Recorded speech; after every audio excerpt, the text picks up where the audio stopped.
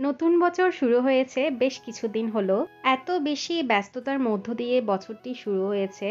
গত বছরের ক্রিসমাসের ছুটি আমরা কিভাবে কাটিয়েছি সেই ভিডিও আর পাবলিশ করার মতো কোনো সুযোগ আমি পাইনি। সম্পূর্ণ বছরটাই এই ক্রিসমাসের ছুটিটা অনেক লম্বা একটা সময়ের ছুটি। আর এই জন্যই এই ছুটিটা সবার কাছে খুব স্পেশাল। আর বিশেষ করে এই ছুটিতেই কিন্তু আমার হাজব্যান্ড জার্মানি থেকে বছরে একবার বাংলাদেশ যেত এই ক্রিসমাসের সময়টাতে। তো যাই হোক, সবাইকে নতুন বছরের শুভেচ্ছা জানিয়ে আমি আজকের ভিডিও শুরু করছি। এই লম্বা ছুটিতে আমরা পোটসডাম যাই, সেখানে আমরা 3 দিন থাকি। তারপর আমরা নেদারল্যান্ডস যাই, সেখানে আমরা 2 দিন 1 রাত থাকি। এরপর সেখান থেকে এসে আমরা আবার রটারডাম যাই, সেখানেও আমরা 1 রাত থাকি। কোন কোন জায়গা আমরা ঘুরে দেখেছি, কি কি খেয়েছি, কার সাথে টাইম স্পেন্ড করেছি, সেই সব কিছু নিয়েই হচ্ছে আমার আজকের ব্লগ। সো হ্যালো সবাইকে। ডিসেম্বরের 20 তারিখ আমার হাজব্যান্ডের অফিস শেষে আমরা ট্রেন ধরে বার্লিন চলে আসি। আর বার্লিনে থাকা আমাদের 2জন ফ্রেন্ড ফ্লাওয়ার্স নিয়ে আমাদেরকে রিসিভ করতে আসে। বাসায় ফিরতে অনেক রাত হয়ে গেছে আর আমি অনেক বেশি টায়ার্ড ছিলাম, তাই খাওয়া দাওয়া করে শুয়ে পড়ি। আর এই ভিডিওটা সকালবেলার ভিডিও। সকালে ঘুম থেকে উঠে জানালা খোলার পর এই দৃশ্য দেখে আমার মনে হয়েছে আমি মনে হয় ভুল করে কিছুক্ষণের জন্য স্বর্গে চলে এসেছি। খুব সকালে ঘুম থেকে উঠে আমি স্নান সেরে নিই, তারপর সবাই মিলে একসাথে ব্রেকফাস্ট করি। তারপর চটজলদি রেডি হয়ে আমরা বেরিয়ে পড়ি আমাদের ফ্রেন্ডস যেখানে থাকে সেই এলাকাটা ঘুরে দেখার জন্য। আমরা যাদের কাছে বেড়াতে এসেছি তারা দুজনেই স্টুডেন্ট, তারা দুজনেই পোটসডাম ইউনিভার্সিটিতে পড়ে আর ডরমেটরিতে থাকে। এখন আমি তোমাদেরকে যে জায়গাটি দেখাচ্ছি এটাই হচ্ছে বাবেলসবার্গ স্লোস। আর এই জায়গাটা এত বেশি সুন্দর, it's a must visit if you come to Potsdam. আর অল ওভার দ্য পার্ক এখানে অনেকগুলা ওল্ড ট্রেডিশনাল বিল্ডিংস রয়েছে, অনেক বিশাল বড় একটা পার্ক আছে, সেই সাথে আছে একটা নদী। আর কেউ যদি হাঁটতে হাঁটতে এখানে টায়ার্ড হয়ে যায় তার জন্য এখানে লটস অফ বেঞ্চেস রাখা আছে।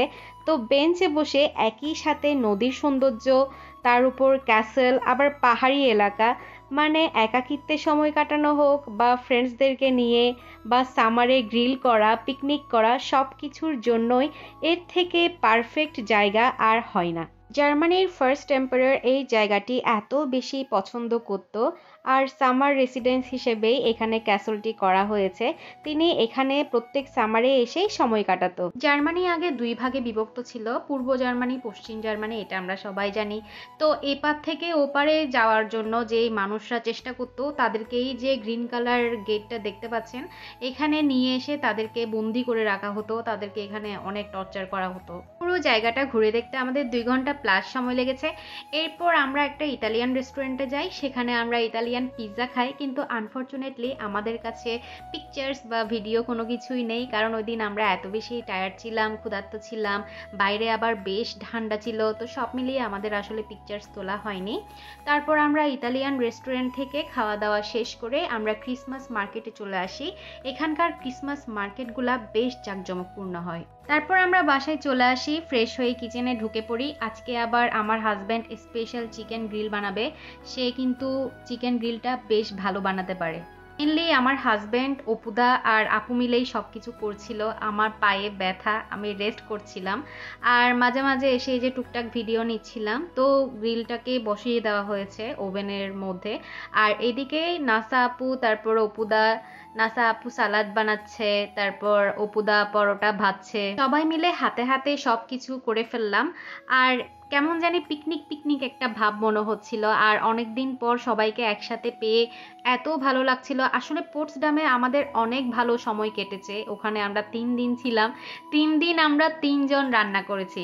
তো যাই হোক, এখন চিকেন গ্রিল রেডি, এখন আমরা খেতে বসবো। আর গ্রিলের সাথে স্যালাড, তারপর পরোটা, সবাই একসাথে অনেক মজা করে আমরা সেদিন ডিনারটা সেরে নিই। তারপর আমি খুব তাড়াতাড়ি শুতে চলে যাই, কারণ পরের দিন আবার আমাকে স্নান করে বের হতে হবে, অনেক জায়গায় ঘোরার প্ল্যান আছে। কোথাও ঘোরাঘুরির প্ল্যান থাকলে আমি স্নান সকালবেলায় সেরে ফেলি, কারণ স্নান করে বের না হলে আমার সারাটা দিন খুব আনইজি ফিল হয়। তো সেই জন্য সকালবেলা ঘুম থেকে উঠে আমি স্নান সেরে ফ্রেশ হয়ে হালকা একটু ব্রেকফাস্ট করে সবাই মিলে একসাথে বেরিয়ে পড়ি। আর এটা হচ্ছে পোটসডাম ইউনিভার্সিটি। এই ইউনিভার্সিটি নিয়ে আমি আলাদা একটা ভিডিও দিব, তোমরা সকলেই ভিডিওটি দেখে নিবে আর দেখতে আশা করি তোমাদের খুব ভালো লাগবে, কারণ এটা অনেক সুন্দর একটা ইউনিভার্সিটি আর অনেক বিশাল জায়গা নিয়ে করা হয়েছে। পুরো জায়গাটা ঘুরে দেখতে পারিনি, আসলে সন্ধ্যা হয়ে এসেছিল। আর এটা হচ্ছে বার্লিন রামকৃষ্ণ মিশনের ভিডিও। বার্লিন রামকৃষ্ণ মিশন যাওয়ার জন্য আমার হাজব্যান্ড বেশ কয়েক মাস ধরেই বলছিল, তো আগামীকাল যেহেতু আমরা আবার ব্যাক করব, তো আজকে আমরা বার্লিন রামকৃষ্ণ মিশনটা দেখে নিলাম। তারপর বাসায় ফিরে আমি হাঁসের মাংস রান্না করি। এটা একটা ইতালিয়ান হাঁস ছিল। এর আগে আমি পোল্যান্ডের হাঁস খেয়েছি, কিন্তু আমার কাছে যেটা মনে হয়েছে পোল্যান্ডের হাঁসটাই তুলনামূলকভাবে বেশ ভালো। যাই হোক, সকালবেলা ঘুম থেকে উঠে আমি একটু একা একা হাঁটতে বেরিয়ে পড়ি। এটা হচ্ছে সেই জায়গা, এই যে একটু আগে ভিডিওতে আমি দেখাচ্ছিলাম বাবেলসবার্গ শ্লোস, এটা হচ্ছে তারই নিচের অংশ। এখানে একটা নদী আছে, তো নদীর পাড় ধরেই সবাই হাঁটাহাঁটি করে, জগিং করে। আমি জাস্ট নর্মালি হাঁটছিলাম, আমার কাছে বেশ ভালো লাগছিল।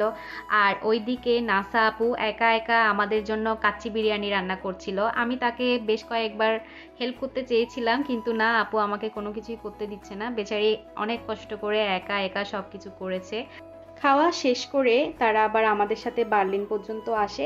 আমরা ট্রেনে উঠে যাই আর তারা আবার নিজেদের বাসায় ব্যাক করে। আমরাও মন খারাপ করে ডুসেলডর্ফে চলে আসি। পরের দিন আবার নেদারল্যান্ডসে আমাদের নিমন্ত্রণ। আজকে যেহেতু 25 তারিখ, এখানে দোকানপাট সব কিছুই বন্ধ, আমরা কোনো কিছু কিনতে পারিনি। আর সেজন্যই গত রাতে তাড়াহুড়ো করে আমি একটা কেক বানিয়ে রেখেছি, সেটাই নিয়ে এসেছি। এখানে এসে দেখলাম লিসাদি অনেক রকমের খাবার দাবার একা হাতেই রান্না করে রেখেছে। ভিডিওতেই হয়তো বোঝা যাচ্ছে সবগুলো খাবার এতটা টেম্পটিং ছিল। আমি সব কিছুই অল্প অল্প করে খেয়েছি আর প্রত্যেকটা আইটেমই টেস্ট করা হয়েছে। আমার হাজবেন্ডের আরও একজন ফ্রেন্ড এখানে নিমন্ত্রিত ছিল, প্রতীক দাদা আর তার ফ্যামিলি। আর ভালো একটা দিদি ছিল, মৌসুমী দিদি, আর এই যে তাদের সিনিয়র বাবু ভাই। প্রতীকদার মেয়ে দুষ্টামি করছিল বাবু ভাইয়ের সাথে, তার নিজের হাতের একটা বানানো মালা বাবু ভাইকে পরিয়ে দিয়েছে। সবার সাথে সবকিছু মিলিয়ে আমরা এখানে এত ভালো একটা টাইম স্পেন্ড করেছি। এই 2 দিন আমরা এত মজা করেছি, পুরো বছরে হয়তো এই 2টা দিনের মতো আর একটা দিনও আসবে না। এরপর আমরা চলে আসার আগ মুহূর্তে আমার বানানো কেকটা আমাকে দিয়ে কাটানো হয়। আর মজার ব্যাপার হচ্ছে সবাই হ্যাপি বার্থডে বলছিল, যদিও সেদিন আমার বার্থডে ছিল না। আরও একটা ব্যাপার হচ্ছে এবছর বার্থডেতে আমি কেক কাটতে পারিনি, কারণ আমার অনেক জ্বর ছিল, আমার হাজব্যান্ডও অসুস্থ ছিল, আমরা দুজনেই বাসায় রেস্টে ছিলাম। এরপর আমরা রটরডাম চলে যাই, ওখানে আমরা এক রাত থাকি। আর এই যে সব মজাদার আর দেখতে সুন্দর রান্নাগুলো সব প্রতীকদার ওয়াইফ লোপা দিদির হাতের রান্না করা। তারা 3 বান্ধবী অনেক ভালো রান্না করে। আমি আশা করব তারা যখন আমাদের বাসায় আসবে আমিও এত সুস্বাদু রান্না করতে পারবো তাদের জন্য। তো সবাই আমার জন্য প্রার্থনা করবেন। আর এটাই ছিল আমার আজকের ভিডিও। পরের ভিডিও আসা পর্যন্ত সবাই অনেক ভালো থাকবেন। টাটা।